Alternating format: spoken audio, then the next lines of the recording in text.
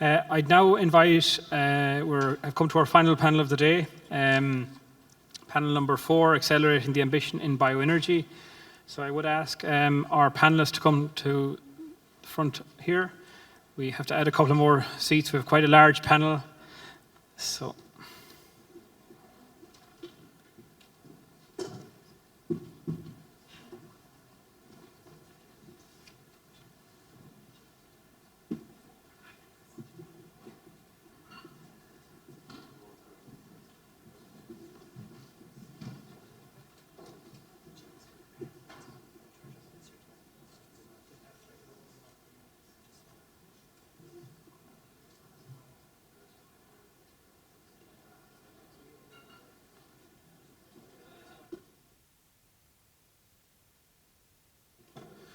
Okay.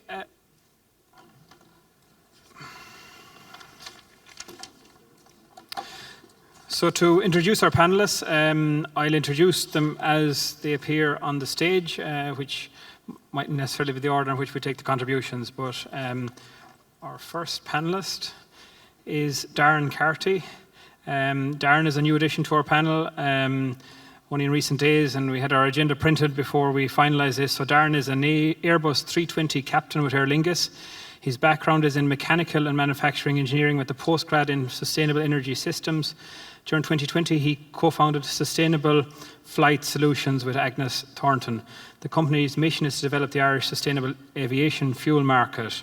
SFS has partnered with Sky NRG from the Netherlands to jointly conduct a feasibility study on the development of a commercial scale SAF production facility in Ireland, and the project hopes that the aviation industry has the potential to be an enabler to the growth of the bioenergy industry. So we look forward to hearing from Darren. Next up is Laura Burke, is the Director General of the European Environmental Protection Agency, appointed in 2011, served as Director with the EPA since 2004. As Director General, she has responsibility and strategically manage the EPA. Laura is the Chair of the European Environment Agency EEA Management Board. Next up is Padraig Fleming. Padraig is the Bioenergy Programme Manager for Gas Networks Ireland. Padraig is currently working on increasing the amount of renewable gas that Gas Networks Ireland transports to the transformation of gas industry to a sustainable energy business. He has previously worked for a number of energy companies, including Ervia, Bord Gáis Energy, Commissioner for Regulation of Utilities, and the ESB. So thanks, Padraig, for joining us, and also thanks, and I'd like to acknowledge your associate sponsorship of the conference. So thanks to G&I. Next up is Joseph Spollen. Joseph is the Biomass Manager at Byrne and Móna. Joseph manages the team responsible for sourcing and delivery of biomass materials for the Eden Dairy Power Plant, and he holds a BA from University College Dublin and Masters from TU Dublin. He spent many years working in the renewable energy sectors in the UK and Europe prior to his current role at Byrne and Móna. Next up is Enda Buckley. Enda has over 17 years' experience as in sustainability, Director of Sustainability with the Carbery Group. Over the past 7 years, he has spearheaded a number of sustainable initiatives and projects within the Carbery Group, such as Farms RSC, the Carbon Tree Initiative, and the biorefining Glas biorefinery project. These projects and Carbery's wider ESG strategy have enabled the group to become an Origin Green Gold member 2 years running and winners of multiple green awards. So thanks to Enda for joining.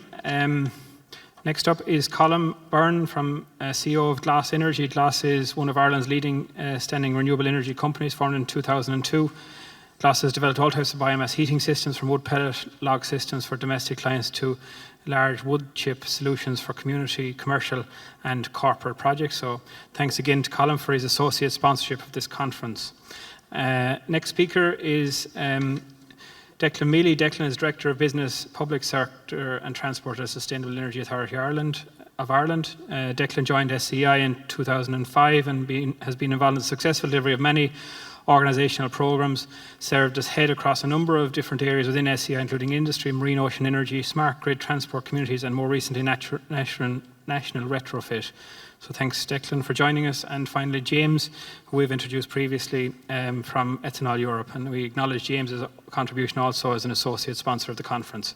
So let me begin. We will run for approximately half an hour and have a broad discussion with our panelists and try and get some of the key points that you see as important in terms of accelerating our ambition in bioenergy. So if I could begin, Laura, with you, and maybe take you into the discussion by first opening with that at a recent conference, I know you declared that the rollout of the current technology options and ambitions and ambitious measures by the government, in your opinion, will not achieve the 51% emissions targets by 2030. So could you let attendees know about what measures you think should be deployed and are necessary to achieve that emissions reduction target? We spoke this morning about the challenge that exists in terms of achieving that, but could you elaborate maybe on your comments from, I think it was your own climate conference that you made those remarks, and they resonated with me, and I said I'd open the discussion with you today by mentioning those, and if you could comment maybe on what you think are the additional measures required or where you see it. And thanks very much, Sean, and thanks for the invite. We're the competent authority in Ireland to do the greenhouse gas, both inventory and projection on an annual basis, and we submit those to the EU. And I suppose what I was highlighting at the conference is we produced our projections in June, and what they did was they took on board the Climate Action Plan 2021, and we came up with a figure of a 28% reduction in emissions rather than the much higher level of ambition. Now, what I would have to say is we didn't include some things that were in the Climate Action Plan because we just didn't have enough information. For example, embodied carbon in buildings and things like that. So we couldn't incorporate everything that's in the Climate Action Plan, but it really shows you the gap that there is if we're going to hit the 51%. I suppose we're always very conscious not to tell each sector what to do because each sector has got the expertise within itself. So, you know, whether that's agriculture, energy, or whomever. But what I would say in the context of this conference, because it's something that the EPA has been talking about, certainly since I joined the agency in 2004, is anaerobic digestion. And I know this was being discussed earlier, but it certainly does seem to be a win-win. And the agency did research, as I said, probably close on 20 years ago. The technology is there. So what are the barriers? And you look to other countries across Europe and, whether that's Austria, Germany, Sweden, etc.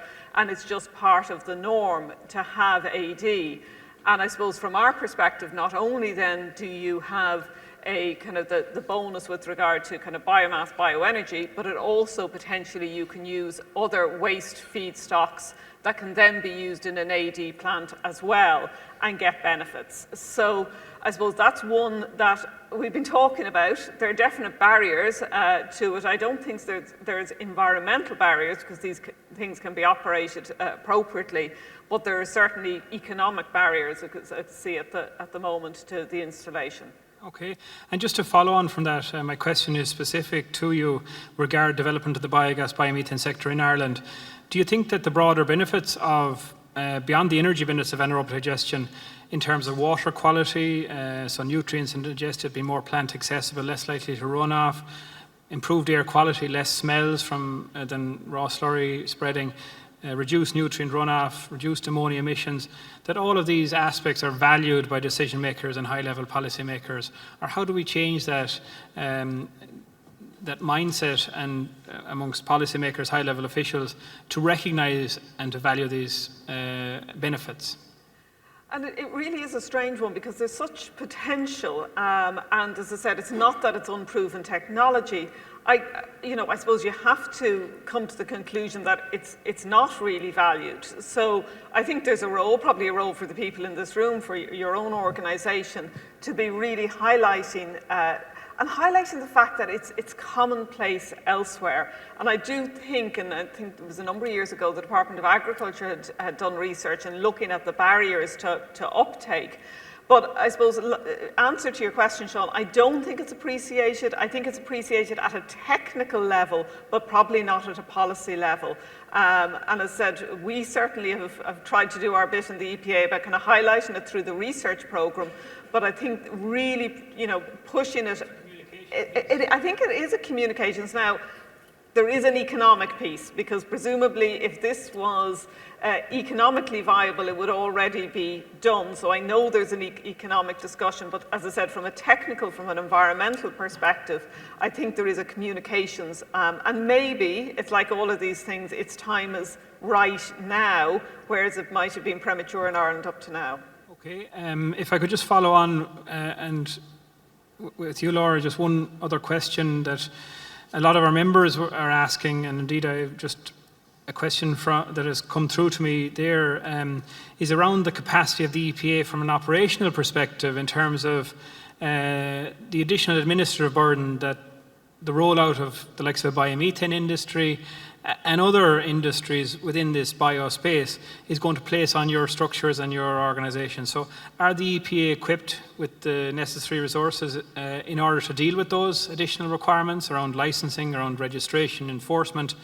We know there's requirements in terms of the new solid fuels regulation, for instance. There's requirements potentially around biogas, biomethane plants in terms of licensing. So are the EPA equipped from an operational perspective in terms of dealing with these, or are you gearing up for this? Or? Well, I think it is a challenge, and in many ways we're a victim of our own success, because when you look at the number of functions we're being given on an annual basis and additional functions, it is a challenge, and I would be false to say anything otherwise. We are in discussions with the department with regard to additional resources to meet some of the newer challenges.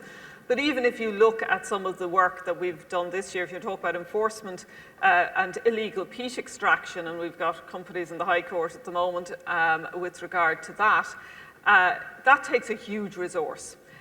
This year also what has come into the agency with regard to energy, and I say this one because I think it's topical, is we now have data centres looking for industrial emissions licences. This was never conceived. It was, this time last year we wouldn't have dreamt of it. So there's more and more demands, not only from, I suppose, and I was talking to somebody earlier around end of waste and byproduct, so that's there, but also lots of demands. So no more than any other public service organisation, I think there's many competing demands. We manage our resources as best we can, but we're also conscious we're competing with hospitals and schools and guards and everybody else, and it's taxpayers' money, it's year money ultimately that pays for the resource. So, as I said, we have been benefited. I think 2 years ago we got some additional resource. Hopefully, I think what's been seen with that is that the results are coming through now with regard to particularly things like the end of waste and byproduct regime and trying to do that in a more efficient way. But we're in tough negotiations at the moment. That's all I can say. So final question, Laura, just before I move on to our next panellist, and I'll come back to you maybe later again. In terms of the solid fuels regulations, air quality is an issue in some parts of the country, and through the Wood Fuel Quality Assurance Scheme, our members provide wood fuels below the 25% moisture content. That's the requirement for within the solid fuels regulations. Do you think that these solid fuel regulations will address the air quality concerns which exist, and also what are the EPA's responsibilities in terms of enforcement of these regulations? Okay, two aspects to it. The first, and we really welcome, I know we've engaged with yourselves before with regard to, burning of wood versus burning wet wood, etc. And I think that's been really helpful engagement. So we've welcomed the new regs. Is it going to produce the result? I suppose the proof of the pudding is going to be in the eating. I think this year is going to be a challenge. That there is going to be a temptation because of the costs of home heating, because of the costs of energy, for people to be burning more smoky types of fuels. So we'll just have to see with regard to that. But I think overall it's really positive, and it's positive that the trend is going to go downwards with regard to moisture content, so it should improve the air quality. With regard to enforcement, it is for the local authorities to enforce the regulations. We've called out through both our air quality report and also our local authority performance report that air is an area that we feel that local authorities aren't performing as they should be. There needs to be more targeted inspections, there needs to be more samples taken and more analysis done. And we will be driving that with the local authorities in the coming months, because we have that overall supervisory role over the local authorities. So I suppose it is a bit of wait and see, but it's also one winter won't either prove that this is working or not working. It's going to take a bit of time. And as I said, I suppose the warning signal, and we're just even hearing it on the ground already, is this year in the context of energy prices may not deliver as much as we would anticipate. Okay, thanks very much, Laura. If I could now bring in Declan. Thanks, Declan, for joining us from SEI. Can you give us an outline of the current status of the SSRH? It's of significant interest to a lot of our members. Just an update on the scheme and the programme. We have been working closely with you and your colleagues in terms of the rollout of the scheme and in helping and assisting with issues arising around administration of the scheme. So we've had a collaborative approach to date. So happy if you could outline to us the current status of the scheme. Thanks, Sean. And just to pick up a little bit on what yourself and Laura were talking about in terms of the communication of the effort that's needed in terms of the getting to the targets. I think a lot of the time and effort that I've been working on over the last while as well is getting clarity not only within our organisation but within our client bases as well, to say, you know, energy is the key area to go after in terms of from a climate target point of view. There's a lot of discussions about sustainability and the wider aspects of it, but from our sectoral targets, it's about methane, fertiliser and energy. A bit of F-gas as well, but as a block, and get their heads around the energy piece. And I think it's getting people focused, and that has helped. And actually what we've seen with the energy emergency is that the targets have now, you know, 2030 was still out there, but now we have the budgets to 2025, but in 2022 we have the emergency, but that it's all aligned and by people helping to reduce their use and get working on their energy piece and decarbonising will start to really make an impact on it. And I think there is huge opportunity, and it's great at a conference like that today to see it. And back to your point, your question about the SSRH. The SSRH, the support scheme for renewable heat, we've had over 100 applications on it now. And in terms of what we've come through, in terms of over 30 of those are now on the payment cycle, which is a third of those. So when you get a grant offer, to explain to people, you have up to a year to get the boiler then installed and to put it in. And we were working during COVID, and it was great with your members and all of that to see all of this happening. And everybody was learning because it was a new scheme. And as Ger presented up earlier today, now it's really starting to take off. And through working with yourselves, so that people have learned how this is happening, is that those projects are now, the boilers are lit, they're generating the heat through biomass, and actually they're getting paid for that heat for the next 15 years. And a real insulation, not only in terms of the decarbonisation, but also in terms of the energy crisis on that as well.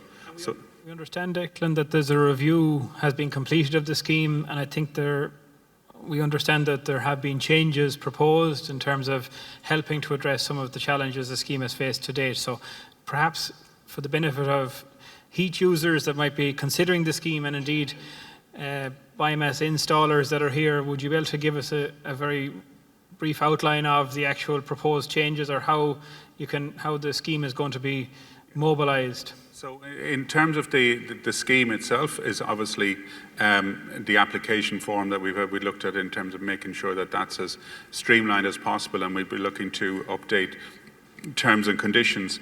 But what we've committed to do, and what has happened over the last number of months since the review went in to our department at the end of April, is that we've made sure that any applications that are coming to us, that people are knowing they can be turned around within 6 to 8 weeks.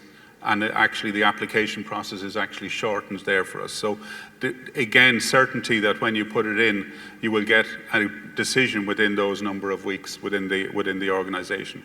Part of the term, so the projects that are much larger projects as well, that used to take extra time going through board, those thresholds have been changed internally with SEI, so that speeds up the process and that as well. There's also on the payments part of it, where we said, well, okay, if people are working out licensing issues for Laura's team in the EPA and all that, well, they can still go on the payment cycle and work through that process and be given time for that. So those changes have been brought on board. So making sure that actually we're working in terms of the customer aspects of it to improve that. And finally, there's other conditions that were submitted within the department, and if we get those approved as well, that will really help to open up to sectors that we want to go promoting it. Just a final question for you, Declan, then. A fundamental piece that we feel as from the Irish Bioenergy Association is really important is the whole promotion of the scheme. So have you plans to roll out a promotional campaign? Because what we're hearing is when we talk to heat users, hotels, representative bodies, nursing homes, others, that they don't have an understanding of the value of the scheme. So just wanted to get your feedback on that, and is that something you're hoping to engage in over the coming weeks and months? It's something we've already started, Sean. We Ray, who runs the SSRH scheme, was part of the IHF conference last week with the Hotels Federation, out there promoting it, and we see that there's real opportunities in terms of targeting those sectors that have identified within the heat scheme. And back to the communications part as well, and the point I was going to make at the end is that, you know, as George Lee was at there was a report been launched by OECD last week saying that we needed to redesign Ireland's transport. And it was saying we should be doing electrification, but doing more changing of the road spaces for cars and all that. And he was saying, are we barking up the wrong tree? I think it's a phrase that I use at the conferences. We need to be barking up every single tree we can get. So we look to see all the sectors, schools and other opportunities that we can promote the programs to and work through them. Okay. Thanks very much, Declan. If I could now bring in Padraig. Thanks, Padraig, for joining us today and for your associate sponsorship of the conference. Could you just outline, Padraig, maybe the role of Gas Networks Ireland in terms of the biomethane, the development of a biomethane biogas industry?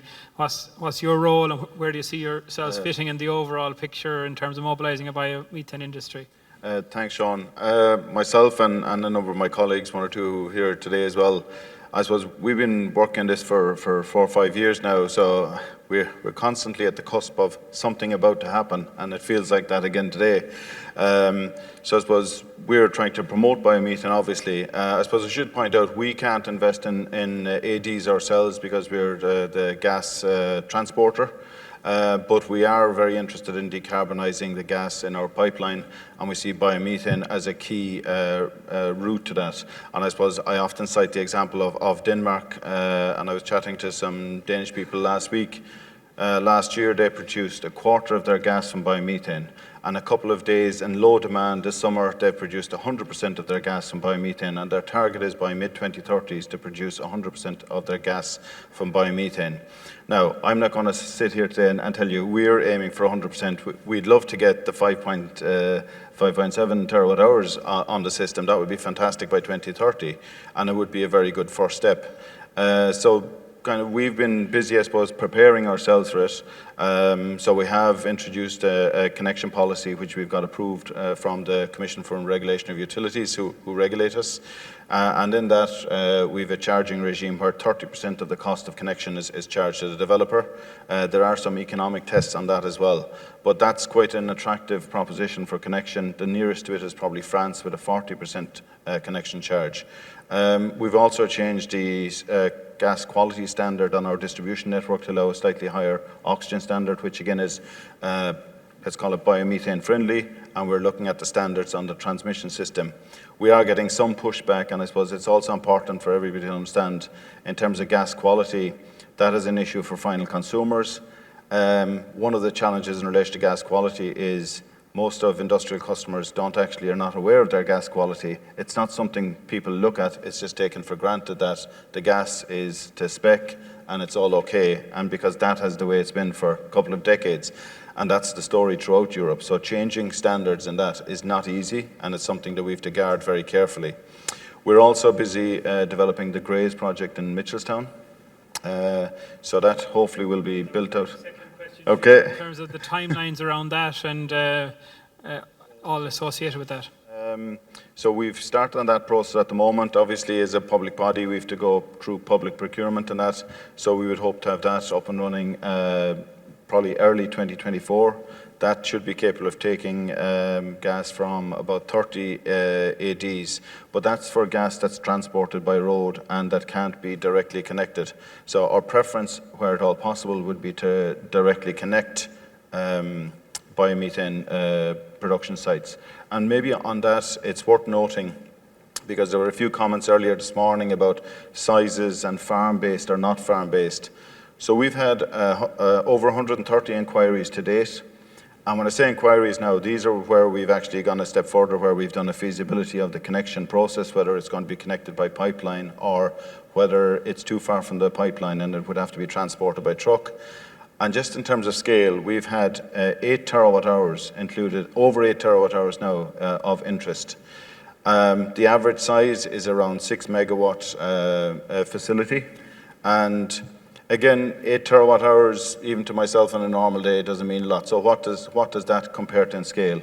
Last year, the whole wind sector produced on the grid 9.7 terawatt hours of electricity. So we're talking about a significant scale industry here that is capable of being developed, huge interest out there, and I think there are things I'll come back to in relation to incentives and that, which others have touched on as well. But you can see there's quite a lot of interest out there in this. And just, I know that a lot of the members that we deal with mention about that the gas, for heat users who have a gas connection or connected to the fossil gas grid, then when renewable gas becomes available through the grid, that will be obviously available to that heat user.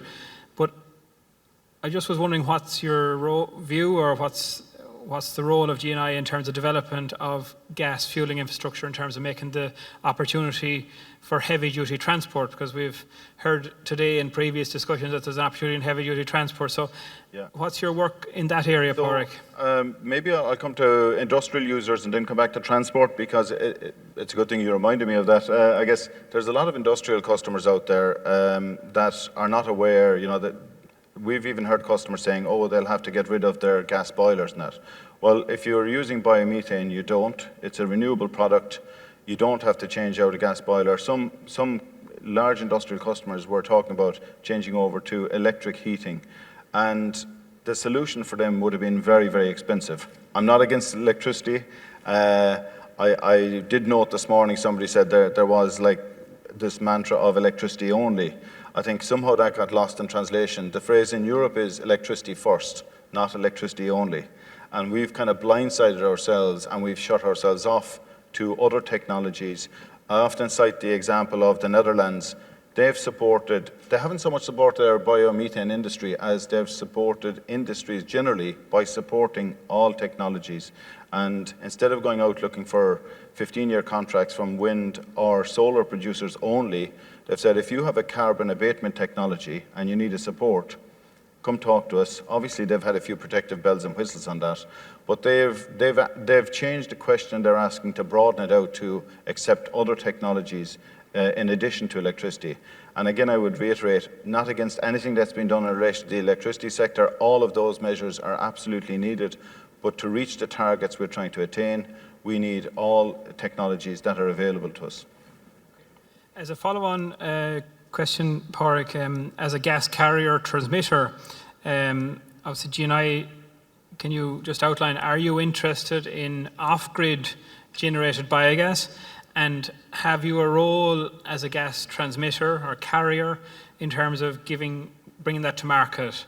Because this is a query that we've been receiving from some of our members, and I'd be interested to hear your thoughts on that.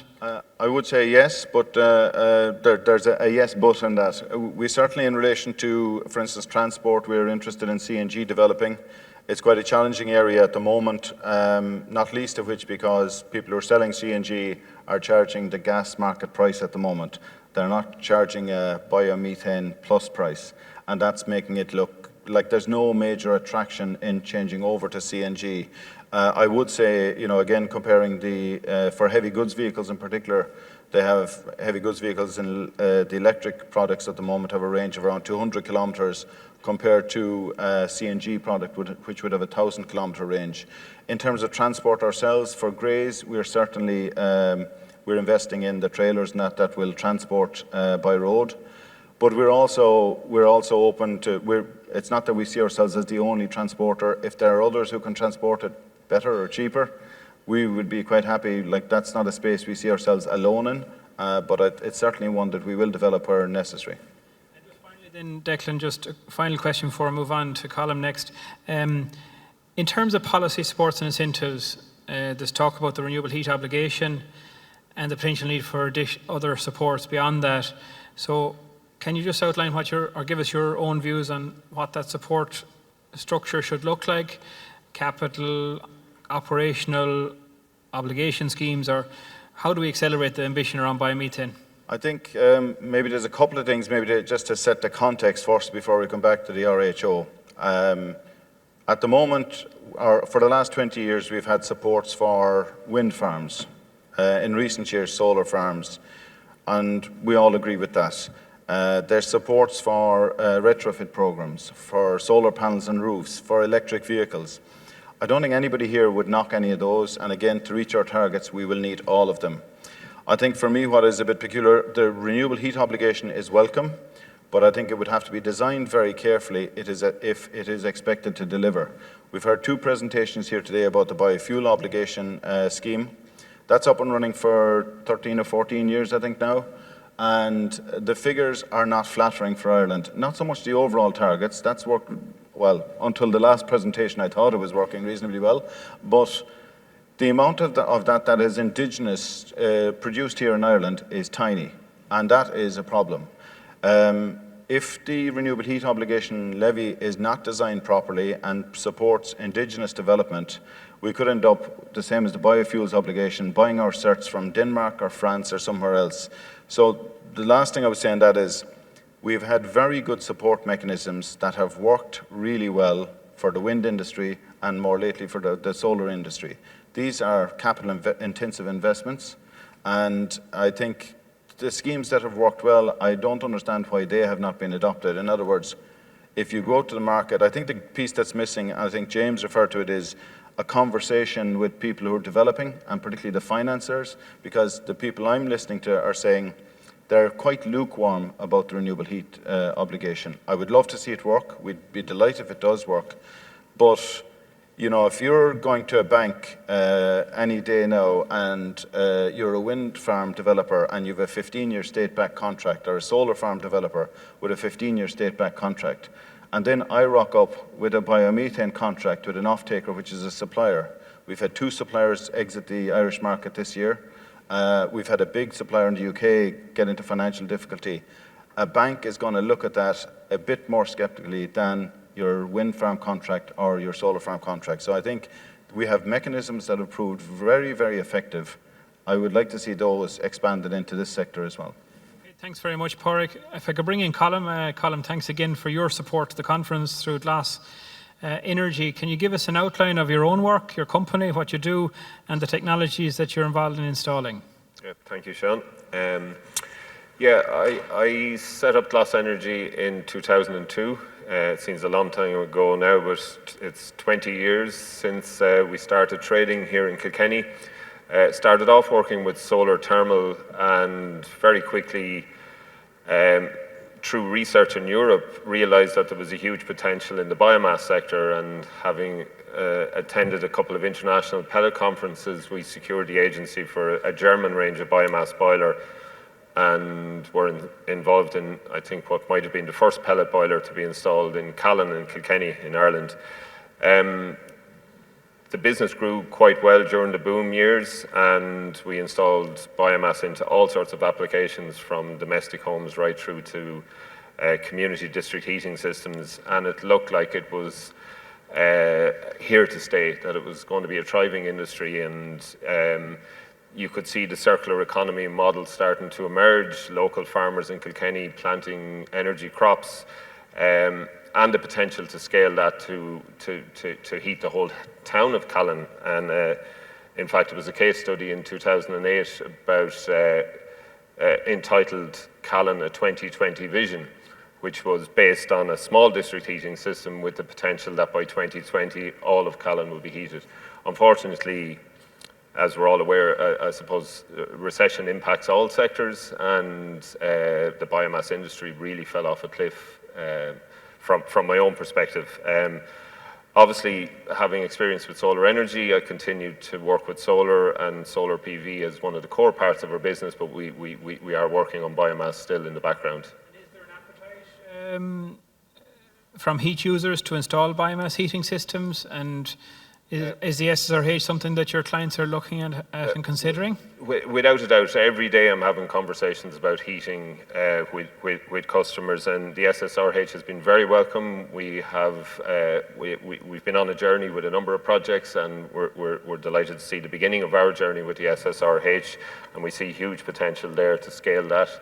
And also really welcome this review and the potential that the application process could be speeded up, because that is one of the challenges really.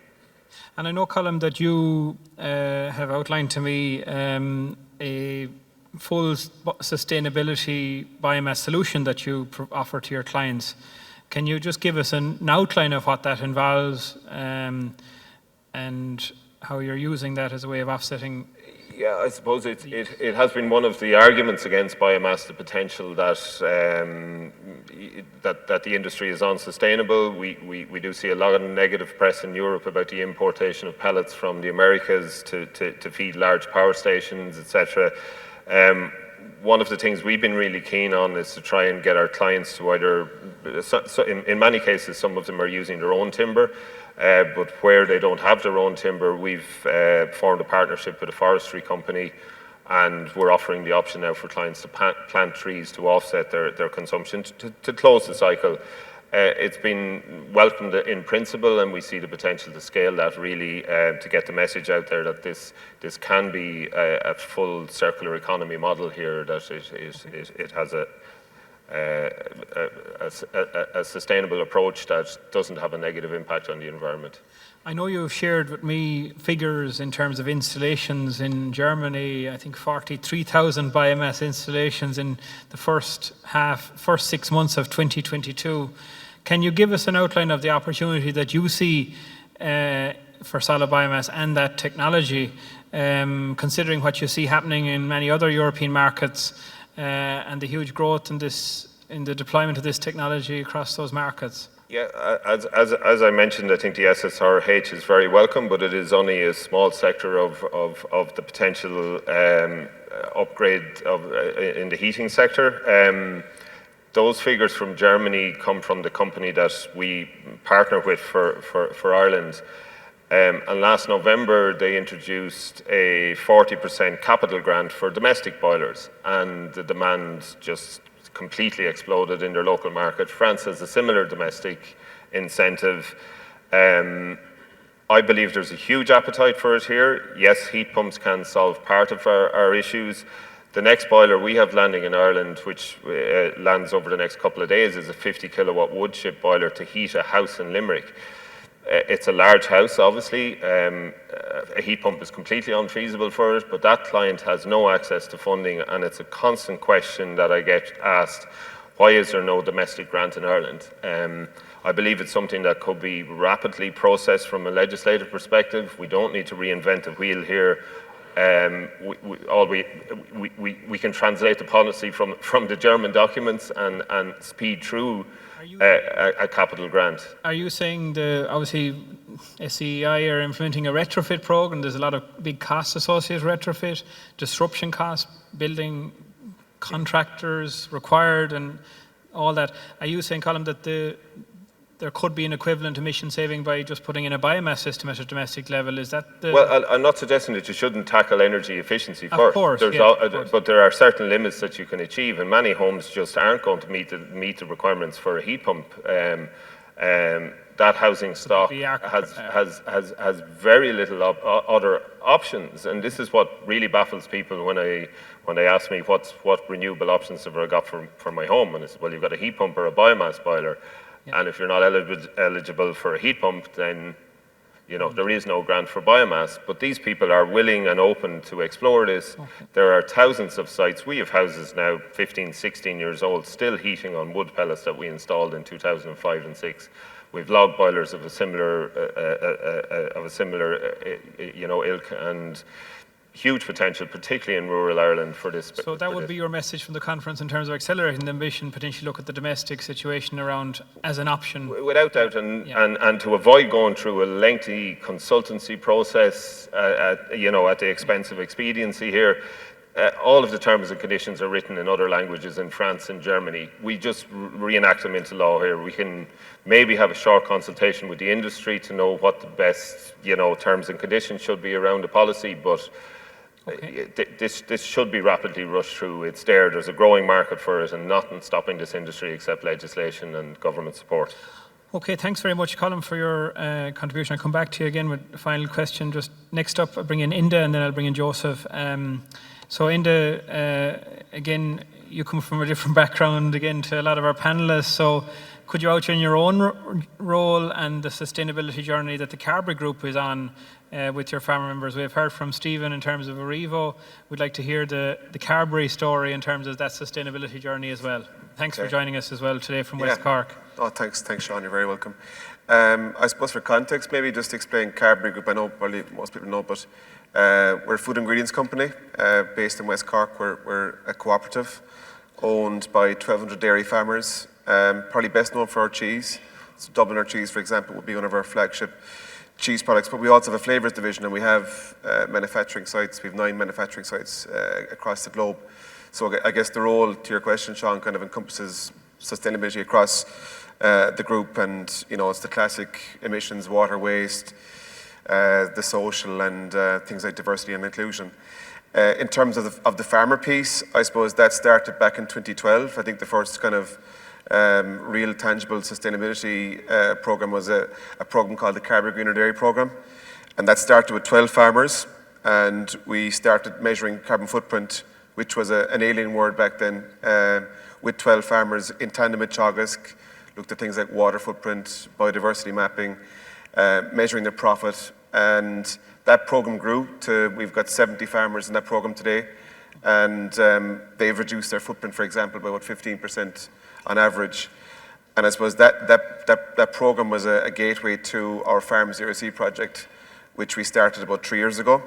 And this is a program that's happening in a farm called Chinook. It's a demonstrator farm owned by the West Cork farmers. And we have an ambition there to turn that farm into a climate neutral dairy farm. And it's very ambitious because it's a big farm. It's 250 cows and a 250 acre platform. Again, for context, average Irish farm is about 90 cows, so it's quite challenging. And we're doing that, I suppose, in conjunction with a lot of people, especially Burke, the National Bioeconomy Centre, UCD are involved, Trinity College, MTU, and a plethora of technology partners. So the ambition is to be climate neutral by 2027, and that's obviously very ambitious. And I suppose just more recently, we've launched a sustainability bonus for our farmers. So again, farmers carry out certain interventions on their farm. They will get paid a cent per litre, which on average is about €5,500 per farmer, so significant. Okay, thanks, Enda. Just at a processor level, obviously, as a processor of milk product, and what bioenergy are you currently using or producing, and what are your requirements as a processor in terms of bioenergy? Yeah, so I suppose uniquely, Carbery actually produce bioethanol. It was referenced earlier by James, the whey permeate, that comes from Carbery. So we make about 12 millilitres of bioethanol annually. It's actually called the Carbery process. So some of the heads and esters from that process we would actually burn internally as well, a small volume. And we also have anaerobic digestion on site. So again, I'm led to believe it's the first commercial AD in Ireland actually was in Carbery back in 1982. So again, it's this technology isn't new. And that fulfills about 9% of the site's steam requirements. To the latter part of your question, Sean, I suppose we're a significant gas user. 80% of our fossil fuel usage is gas. And certainly we've looked at this in the last 3 to 5 years, and for us, we've got strong decarbonisation ambitions. We want to be carbon neutral by 2035 for Scope 1 and 2 emissions, and for us right now, it's biogas. We need biomethane, and that's certainly something we really want to get into our plant. Okay, and just regarding your ethanol, I know James would be interested in as well, but just where do you sell your ethanol? Where is it going for blending, or what's? Yeah, so historically, it actually nearly all went to for Bailey's production. The alcohol used for Bailey's primarily came from Carbery, but Over the last 5 years, we've got it classified as a renewable biofuel. We got ISCC certification. And so I suppose once we got that, we started working with some of the fuel suppliers. So Inver and Circle K in particular, we are two big shippers we work with. Okay, yeah. Very good. Second last question for you, Enda. What do you see as the opportunities for farmer members, and also within your processing operations for the production of feedstocks, but also the use of bioenergy? Like, what's the opportunity for farmers do you see in this sector? Like, you probably have a competitive land demand down in West Cork with some very efficient dairy producers. So do you see an opportunity in your catchment for maybe bioenergy feedstock growth by people that might necessarily be involved in milk production? Or No, we certainly would, Sean. And, again, I got back to, I suppose, the biomethane piece. Like that's something we'd certainly like to bring our farmers with us on that journey. That's our vision, that we would have a network of ADs, for example, in West Cork. Obviously, you'd like to see it nationally. And we'd like to have, cooperative ownership. I think is very, very important. It was touched on earlier by some of the speakers. That, for us, would be critical. That's paramount, that the farmers have ownership and have a significant say in how those plants will be run. But that's, again, we go back to circular economy and those kind of concepts. That for me is proper circular economy.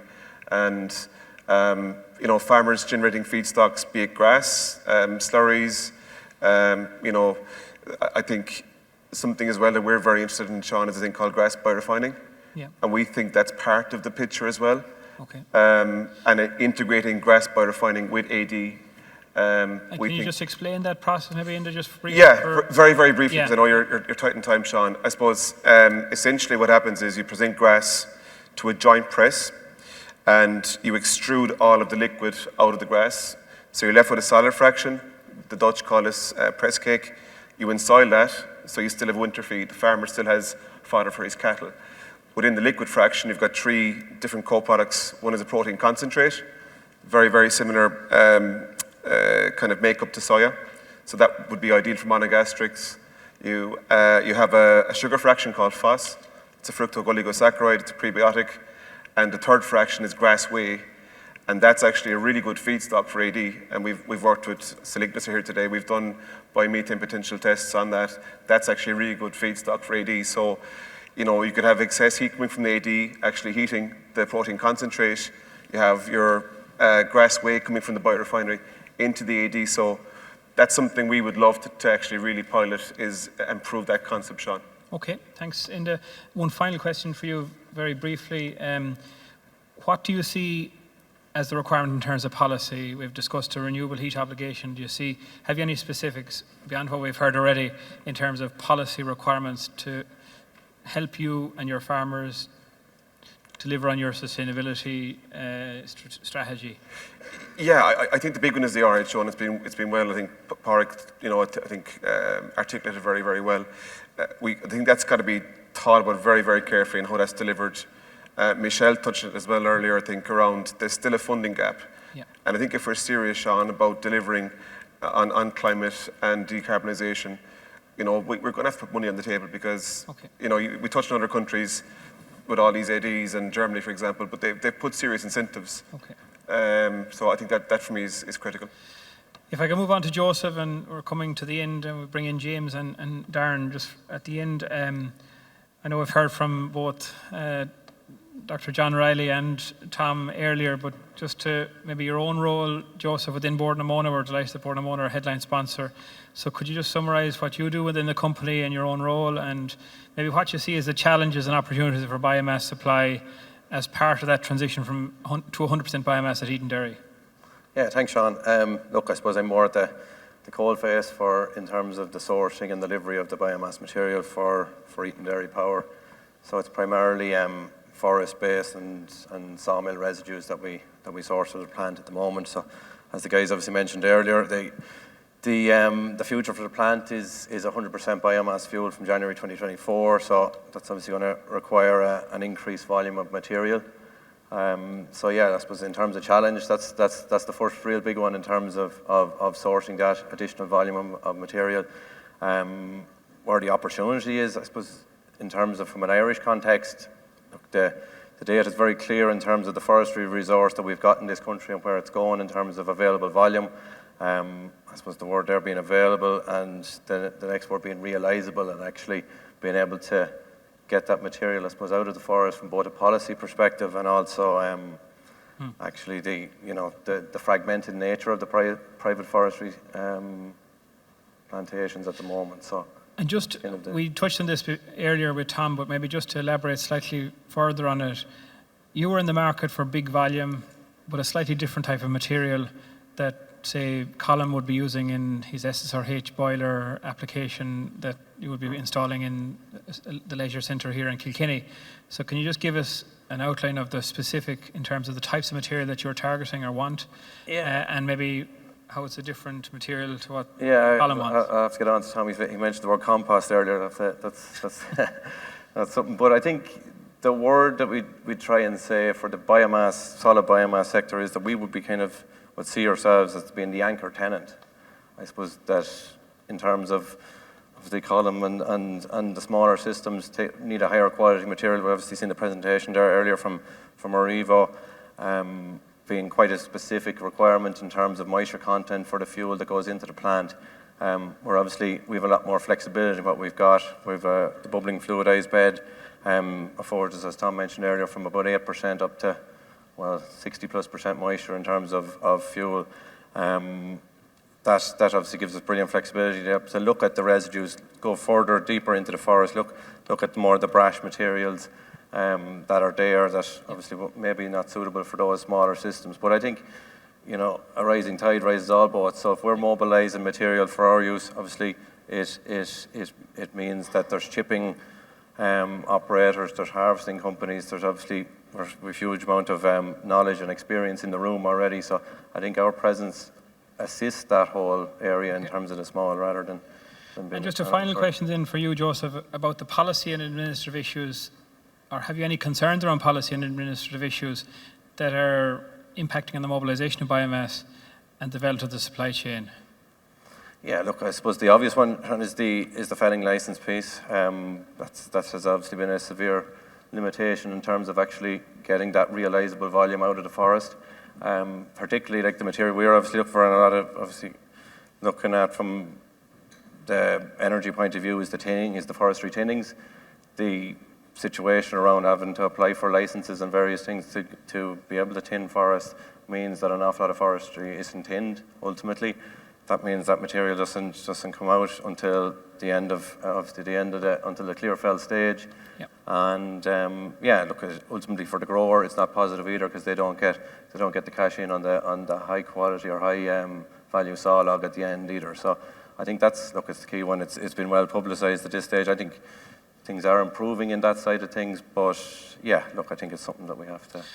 Okay, thanks very much, Joseph. I'd like to bring in Darren, and thanks, Darren, for joining our panel. I know we've talked a number of times about the opportunity potentially for bioenergy through your sector. So can you just, I don't have any questions prepared for you, but just maybe if you want to say a few words about what you do and what you see as the opportunity maybe for bioenergy in your sector. Yeah, thanks, Sean.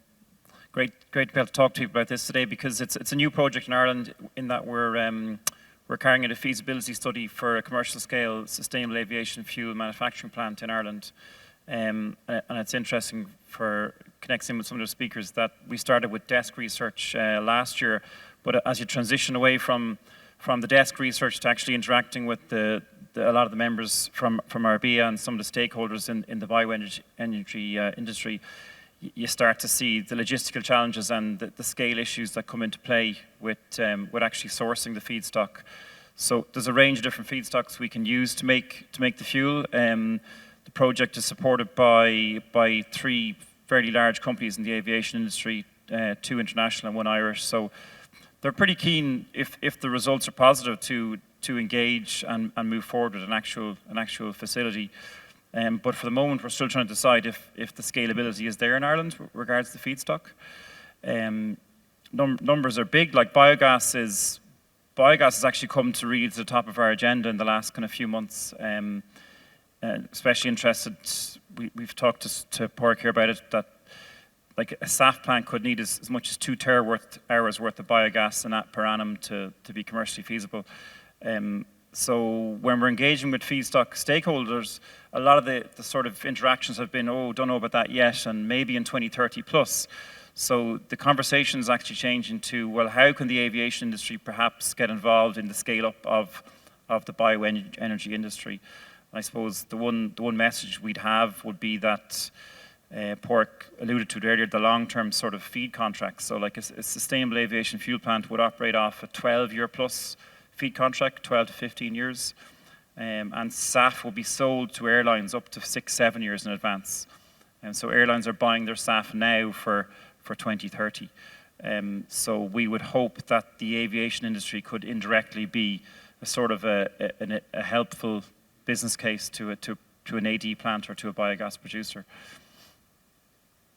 But definitely scalability is the one we're hitting at the moment.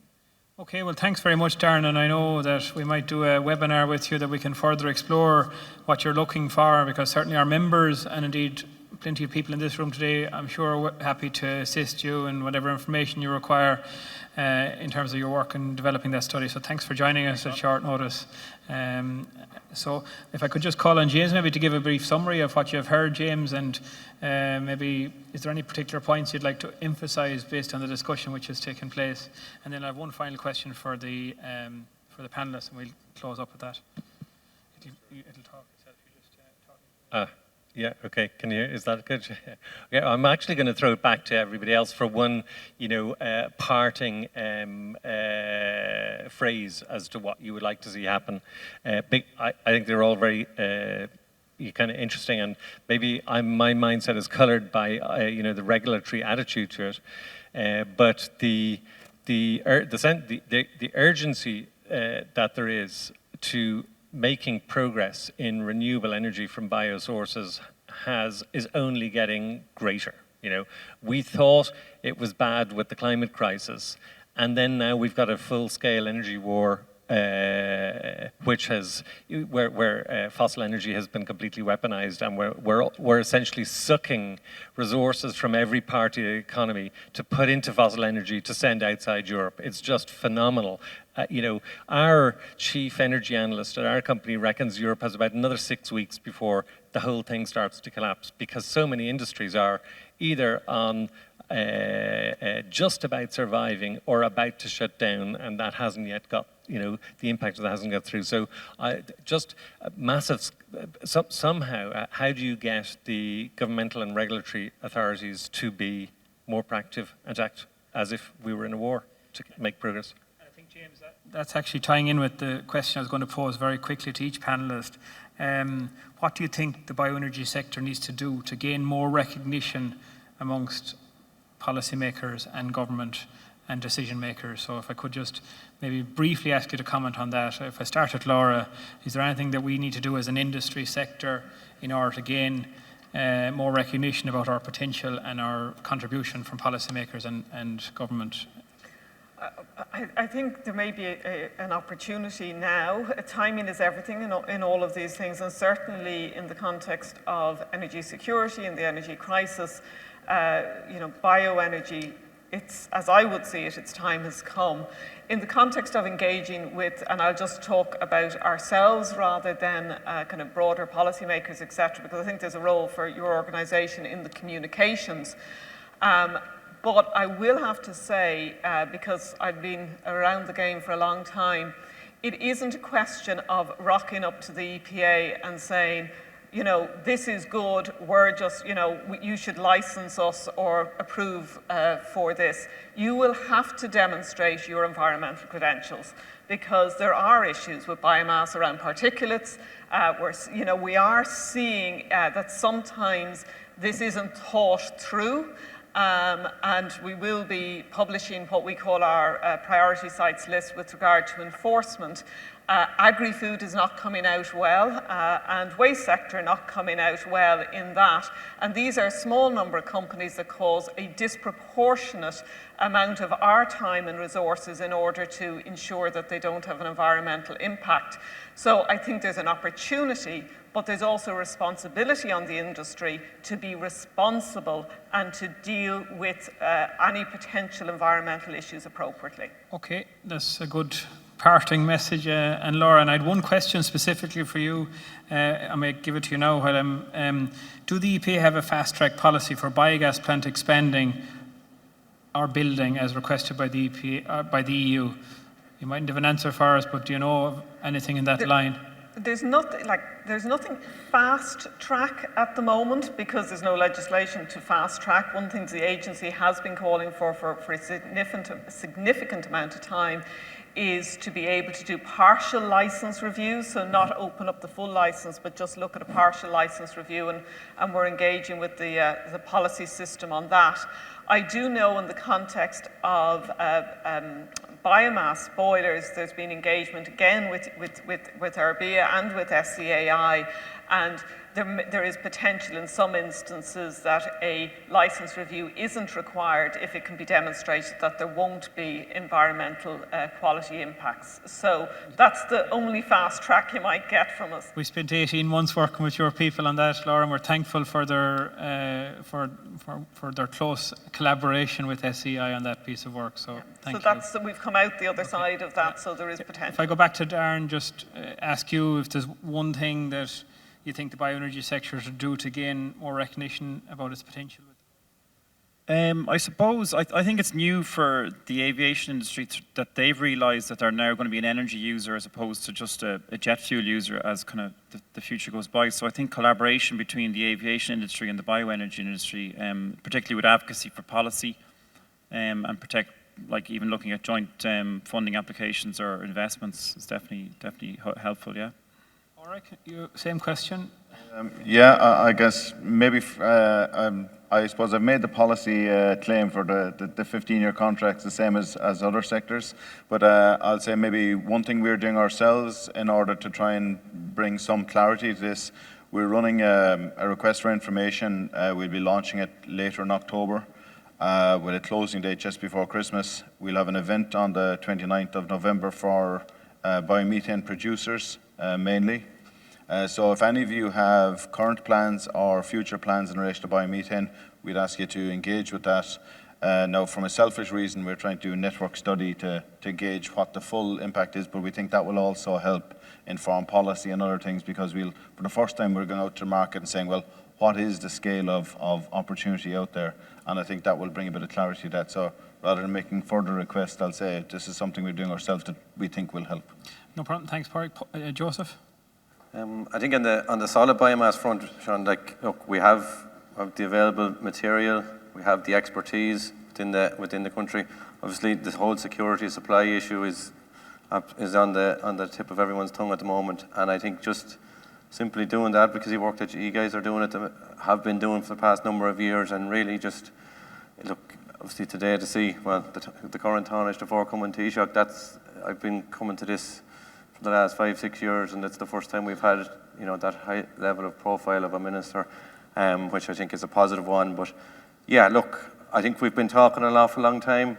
I think action's there, people are here. I think, yeah. Enda, your final contribution?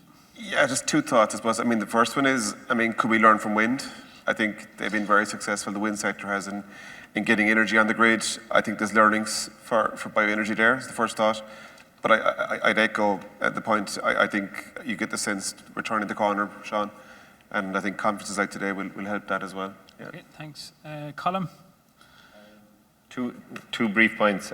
Just touching on the particulate emissions and the potential threat that might cause in terms of introducing any sort of an incentive. It was very simple in Germany. They set a standard 2.5 grams per cubic metre.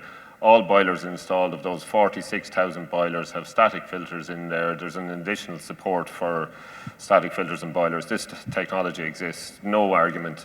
Second point, what could the Bioenergy Association do? I talk to people on a daily basis that are interested in installing biomass in their homes. Is there potential for a public poll here in some shape or form where the public can respond to a poll stating that if there was an incentive, they would strongly consider biomass? Because how else do we get this message across to SEAI to introduce this? I tell people to email SEAI. The what else can I do? Maybe there's a public poll that needs to be done or something to Declan, deliver over the to you message. to give your thoughts on the discussion and domestics. I will. It's taken up Colm's point.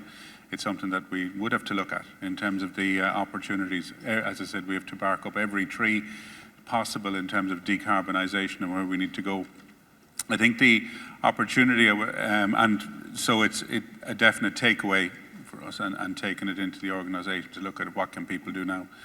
The other one is in terms of the opportunity for the industry, and I think in terms of the wartime, what do we need to do out of the bunkers and into the war room to kind of get some of the acts together? And I think you'll see it even this time with the climate action plan and coming through, that the call will be for action and not, as was said before, talking in a lot of cases and strategies, and actually what are you doing to decarbonise and what do we measure that's going to impact the budget.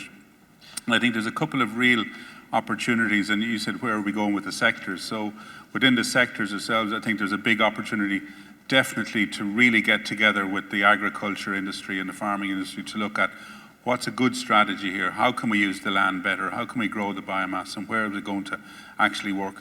And secondly, in terms of the end users, I think with the food and drink and the likes of Enda's group and others to look at opportunities within that and within the hospitality as two specific areas to go after in relation to getting projects in and moving on those.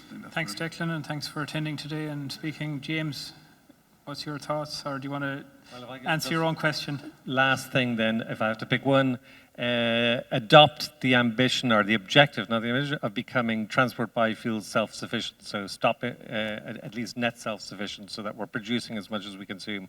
We could do that within 2 or 3 years with a decent kind of governmental approach on it. Well, at that we will leave it. Just 2 very minor questions in through the Slido, and maybe Joseph can answer these. They're specific to Arrivo, but I think it's about biomass. So, are there any issues with vermin? Now, this is asking about at the Arrivo site relating to wood chip storage. I guess if you have issues, you'd know because you're storing thousands of tons of wood chip. Have you ever had any issues with vermin? Not traditionally, to be honest, Sean, no. Okay. And the second one then is about the moisture content at 40 to 50%. How does the EPA emission standard for fuel, how does it meet the EPA emission standards for fuel? So I don't have the answer, but I guess it has technology within its system to be able to deal with that high moisture content material. So maybe, Joseph, you're probably the most expert to answer that question. It's not specific to... Yeah, well, not about expert, but yeah, look, our plant would have emissions abatement technology on the stack, so we'd have to be reporting. As would the Arrivo. Reporting our emissions into the EPA on a frequent basis. So before the final remarks, I just want to highlight that we're doing a quick feedback on today's conference in terms of a Slido poll, so I would encourage you to do that when you get a chance, if you could. So I'd like to thank very much our panel. Just before our panel leaves the stage and we play our closing remarks from Sean Kelly, MEP, I'd just like to say a couple of very brief thank yous. I'd like to thank all our delegates for attending. Thanks of you who stayed till the end. I'm sorry we've ran over time for most of the day. We had an action-packed agenda, but I hope you got something from the day. And thank you for bearing with us. I'd like to thank Móna, again, our headline sponsor. I'd like to thank Ethanol Europe, Southeast Energy Agency, Gas Networks Ireland, and Glas Energy for your associate sponsors. I'd like to also thank our exhibitors. I hope you all had a productive and worthwhile day and had many engagements with our delegates. Finally, to my own executive team, I'd like to particularly thank Stephen McCormick on our IT. So thanks to Stephen, Padraig O'Higgins on social media. Thanks to Padraig. Thanks to Noel I don't know where you are, Noel, for all your work today and getting everything, assisting, get everything organised, and also to Trish for manning our stand and for your assistance. Finally, last but no means least, I'd like to acknowledge and thank Teresa O'Brien, who made it all happen today, and for all our hard work and preparation behind the scenes. We're very appreciative of Teresa's work, and I now invite Teresa just to come up to make a small presentation, Teresa, in recognition of her efforts in organising today's conference. So if I could ask you to show your appreciation for Teresa. Thank you.